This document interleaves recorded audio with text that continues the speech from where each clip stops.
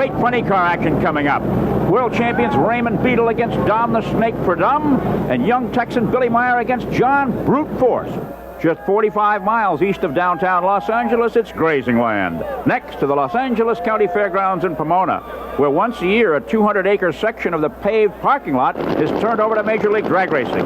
Now we have the classic funny car matchup, a semifinal pitting world champion Raymond Beadle in the Blue Max. We always run the car just as hard as we have to win. We're going to race to win this time, too. Versus Don the Snake Purdom. We've changed gear ratios, and we're really rolling the dice right now, as they say, and just going for the big number to try and put him away. This is a classic matchup worthy of final round billing. Beadle, who set a new qualifying record here of 5.973 seconds, and also was under 6 seconds in his second round victory against Purdom, who was a 5-time Pomona winner. In 1975, 76, 77, and 78, Purdom was unbeatable here at Pomona. In 1965, Purdom's first victory here was in Top Fuel. On the other hand, Beadle, a 2-time world champion, has never tasted victory here at the Los Angeles County Fairgrounds, but his car's been exceptionally fast. They're in the line now, waiting. And Purdom babbles at the start as the Texan floorboards the Blue Max through the trap to stop the clock, and still again under 6 seconds. 5.937 as Purdom coasts down the line. Past debris on the track. 245.23 miles an hour for the Blue Max, which apparently isn't... Oh, it's a convertible. The roof has come off. The windshield is missing. Raymond Beadle and the Blue Max 2 are going to be faced with a monumental repair job to get that car ready for the final. And this graphically shows the forces that act on these cars at speeds approaching 250 miles an hour. The wind gets in, blows things right off. And in the next semifinal, pitting Billy Meyer against John Force, Meyer has had similar problems. His body cracked during the preliminary rounds, and he's worried about it collapsing. And then he blew an engine and had to make a hurried-up engine change to get ready for this next semifinal against Brute Force. I talked with his wife. Yes. What are you thinking about? I'm thinking about hoping that he's ready and hoping that he's safe. This is kind of dangerous when you're in such a hurry, so the guys are good in there and they'll make it. They'll be good. At moments like this, do you try to put the racing out of your mind? No, because that's all you can think about. That's the thing at hand. You have to think about it, and you just hope that everything's all right. The main thing in my heart right now, my mind, is that he's safe, and I'd like for him to win too. Will you be glad when this day is done? Yes, if it ends the way we want it to, I'm always glad, but then if not, there's always another drag race. It's kind of exciting. That engine Billy Meyer just changed is smoking rather badly, and it could mean trouble. I chatted with him as he came to the line. Billy, do you have anything left after this emotional interval between rounds? Oh yeah, we're just getting ready again right now. That's our 4th motor, so it's we don't have much left in parts put together. We got a lot unput together in the trailer, but we just have to put them together again. But you're breathing hard, you're gasping, and the race is about to begin. That's all right. I can relax real quick. So relaxed Billy Meyer is as he comes up against John Brute Force of Fullerton, California, a big man, and his funny car is vibrating at the sides as well. These funny cars are made to look like pleasure cars, but of course they're racing machines out and out with thin plastic bodies on them. Neither Meyer nor Force has ever won at Pomona, but Meyer did win one of the 10 national races last year. And it looks like Mr. Force was too anxious, and Meyer goes down. Yes, he knows it. He red-lighted. Meyer gets it at 6.355 or 181 miles an hour. A tough break for John Brute Force, a native Californian. Let's go back and have another look at that start.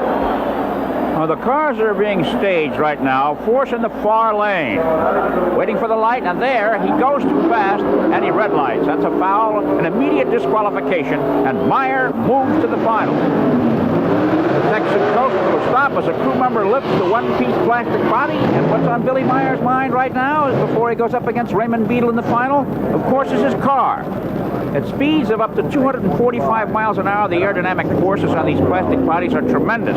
Meyer had his crack during the preliminary rounds. He glued it together. He has no spare. But what of the Blue Max? The last time we saw that car, it was without a roof and a windshield and in rather tattered shape. Well, in the Blue Max pit, crews are hard at work. Kenny Bernstein, a fellow competitor who was eliminated in an earlier round, has volunteered one of his spare bodies to the Blue Max crew. They've brought it over to the Blue Max pit, and while they're sawing the top of the Blue Max off, this plastic body is being sawed off. The body from Bernstein's car is being tailored to fit. The question is of time, of safety, and will it pass inspection? We'll be back to find out. The scene is hectic in the Blue Max pit. Racing ingenuity, cutting up a tray to make reinforcing straps. Even Raymond Beadle is working. Raymond, will the car be as good being fixed this way as it would ordinarily? Well, you know, if we had a little more time, we could fix it a lot better. I mean, if the car runs real fast again, it could possibly blow the roof off again, but I don't think so. I think we can get on there strong enough. But you know, the car just run real fast, and it just right in the lights. I just fixed to get the parachute, and it blew the windshield out, and the roof come off. How will you anchor the new roof on the old? We'll just pop rivet it, and then we'll put some aluminum back behind it, and we're going to put a little bit of fiberglass on it. It'll set up pretty good. I think it'll be all right. A confident man, Raymond Beadle. He usually does not work on the car, but the crew is working furiously on the car to get the body done. Then, of course, there's that engine work that has to be done, too. Kenny Bernstein, a key man in this repair job. Kenny, how come you're letting them saw up a perfectly good body? He's a fellow Texan from Dallas, and we got to take care of each other. So we're taking my spare body that we carry in my trailer at all times for things like this, and we're going to take the roof off of this spare body, and we're going to put it on the Blue Max on top of their car so they can go win the race. How about fastening it on? I see the windshield posts are cut. Will it be securely on it, Kenny? Oh, yeah, they won't run it unless it's correct. They'll fiberglass it in and pop rivet it in. It'll be brand new. I'll tell you, it'll be a nice, pretty car, blue and red. What's a body like this cost? Oh, a body like this, about $7 grand we're going through right now. Will you get a check for $7,000 tomorrow morning? Oh, we'll worry about that tomorrow, Chris. Right now, we got to get in the winner's circle for these guys. Just a few yards away in actual distance, but light years in concentration, is the Billy Meyer pit, where crewmen are doing routine work on the third engine of the day. This is the first interval in which this crew has not had to change engines, but yet they're doing the routine maintenance that takes place between every round. Billy Meyer, sitting on the edge of his truck, looks a lot more relaxed this time. Drag. It's routine this time, Billy, right? Yeah, a little more routine, just a normal thing. Just take all 8 pistons out, Chris, and put them back in and check it. We did have to change 2 heads this time, though, but that's a little out of the norm. Are you aware of the problems Beadle has? Oh, yeah, but it's. I'm sure they'll get it done. All those cars are basically identical, and with Kenny's help, relying them to use that Budweiser car, they'll be looking pretty good. I think that if they can get the fiberglass to set up good enough and get the pop rivets in there in the right places, they'll be there. He's got 2 under 6-second runs today. Can you handle that? I just hope he doesn't get his roof fixed. As the work continues in the funny car pits, we turn our attention to Pro Stock, the finals, which match world champion Bob Glidden here in the left lane, a 5-time world title holder. A little the edge is taken off this event because Lee Shepard, his arch rival, red-lighted in the quarterfinals. Glidden will be going up against Pat Musey of Carteret, New Jersey, an occasional NHRA visitor and IHRA regular. It's going to be a Ford and Chevrolet battle. Glidden in a Ford, Musey in a Chevrolet. These cars are closer to stock than any we've seen on the strip today. They're waiting for the light. They inch into the staging area, and reaction time comes into play here now, waiting for the light again.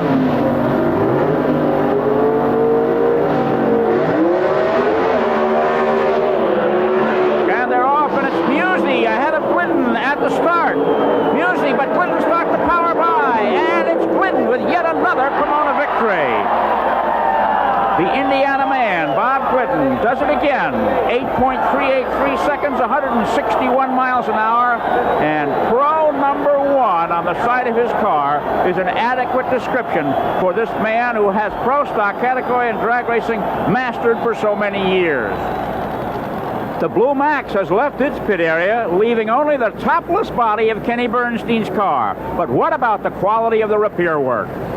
This is Steve Gibbs, competition director of the National Hot Rod Association, who had the authority to either say yes or no on Raymond Beadle's repair job. Steve, is that repair job safe? We feel it's safe. Our tech directors have looked at the car, and in their opinion, it is safe. And there's some good mechanics working on that car right now. And I think that the car is safe for this run, and we have all intention to let him run. Is there any margin for error there? I guess there's always a margin for an error, but those people have been racing for a lot of years, and our inspectors have been inspecting a lot of years. And at this point, we feel comfortable with the situation. There's Beetle's car after a fast repair job. And it looks like Beetle's going to get his run.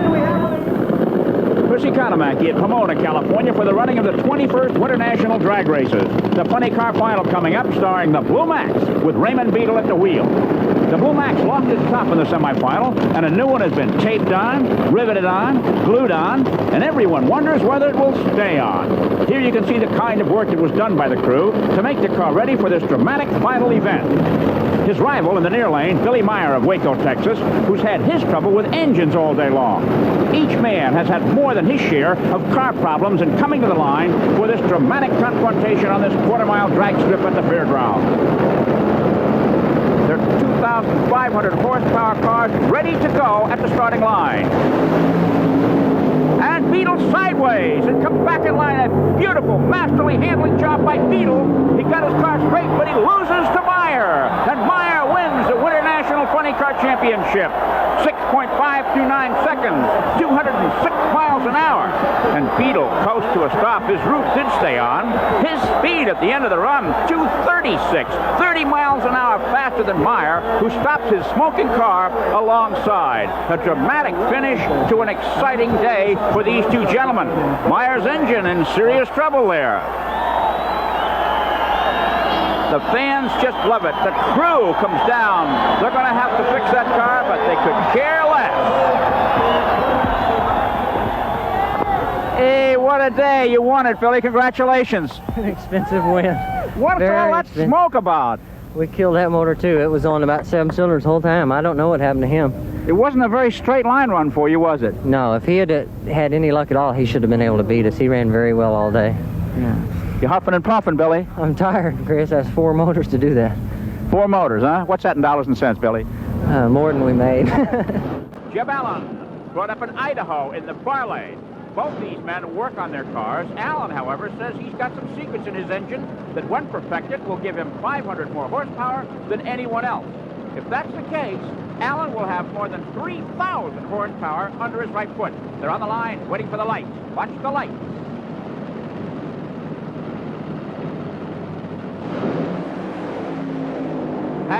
Straight line start, Graham at the moment at the start, but Allen, with more horsepower, pulls ahead, and clouds of smoke envelop both cars as they cross the finish line. And Jeb Allen, the red-bearded one from Idaho, comes home a winner in 5.923 seconds. A top-end speed, 229 miles an hour. Graham, 6.013. He was faster, and when you're hot, you're hot.